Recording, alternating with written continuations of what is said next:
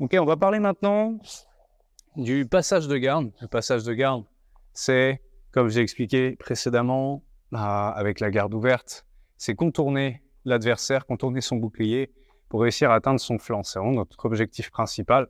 Il y a d'autres variations pour directement prendre le dos ou avoir d'autres angles d'attaque. Je vais vous montrer, pour commencer, le passage de garde en toreando. Le passage de garde en toreando, on est face à quelqu'un qui est en garde ouverte, d'accord?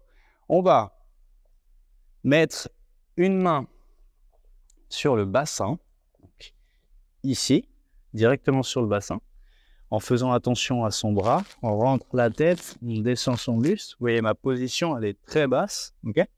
Et avec l'autre main, je vais attraper le haut du tibia. Attention, pas le genou. Ça lui permet de trop facilement bouger ses jambes et poser son pied, par exemple, à l'intérieur ou à l'extérieur de mon bras.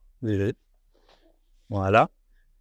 Donc, ici, j'attrape le tibia, j'appuie et je vais ramener son corps sur le côté et le contourner avec un certain angle d'attaque.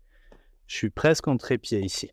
Une fois que j'arrive ici, je décale ma main, je pousse son genou et j'utilise mon coude ici pour m'appuyer sur lui et éviter de tomber sur lui. Et je vais viser le bassin avec mon buste.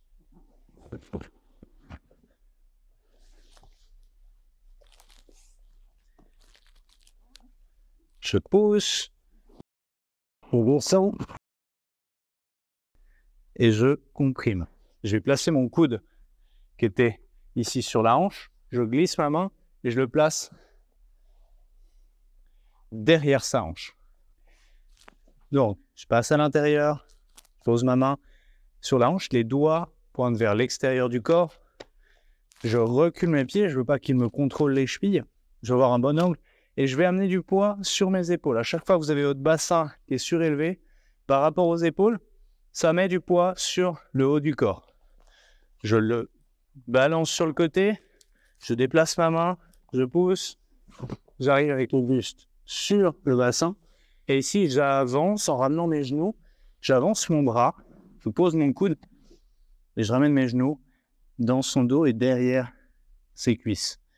Pour l'empêcher, en fait, de sortir les hanches. J'essaie de sortir les hanches, c'est compliqué, il est comprimé. Si je fais pas ça, et j'arrive là, il sort les hanches, et on a perdu la position. Il va replacer son bouclier, et on doit recommencer.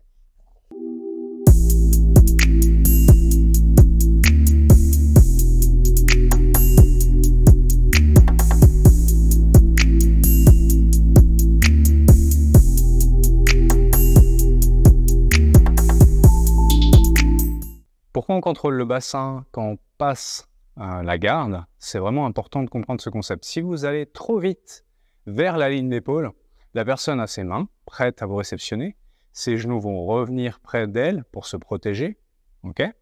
Et si vous tombez sur le buste, elle va vous repousser, ok? Petite démo.